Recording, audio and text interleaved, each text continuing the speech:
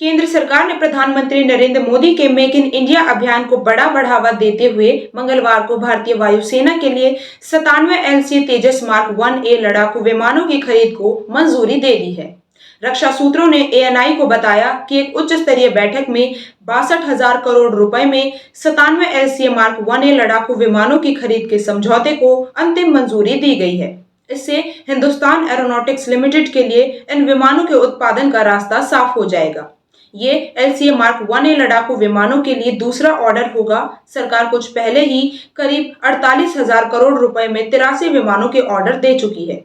उन्होंने बताया कि इस कार्यक्रम से भारतीय वायुसेना को अपने MiG-21 विमानों के बेड़े को बदलने में मदद मिलेगी, जिन्हें सरकार अगले कुछ हफ्तों में चरणबद्ध तरीके से हटा रही है।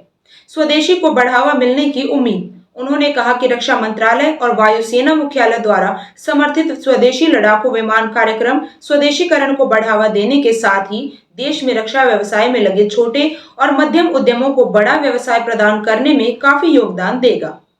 प्रधानमंत्री नरेंद्र मोदी HAL के पुनरुद्धार पर जोर दे रहे हैं। यही कारण है कि उनकी सरकार के दौरान HAL को सभी प्रकार के स्वदेशी लड़ाकू विमानों, हेलीकॉप्टरों और उनके इंजनों के निर्माण के ऑर्डर प्राप्त हुए हैं। पीएम मोदी ने साल 2022 में तेजस में उड़ान भरी थी। यह किसी भी भारतीय प्रधानमंत्री की फाइटर विमान में पहली उड़ान थी। 65% से अधिक होगी स्वदेशी सामग्री। 97 और LCA मार्क 1A लड़ाकू विमानों की खरीद की योजना की घोषणा सबसे पहले तत्कालीन वायुसेना प्रमुख air chief marshal BR Chaudhary ने स्पेन की विदेशी धरती पर की थी, जब उन्होंने ANI को स्वदेशी लड़ाकू विमानों के ऑर्डर बढ़ाने की बड़ी योजना के बारे में बताया था। LCA मार्क 1A विमान में वायुसेना को आपूर्ति किए जा रहे शुरुआती 40 LCA विमानों की तुलना में अधिक उन्नत एवियोनिक्स और रडार हैं।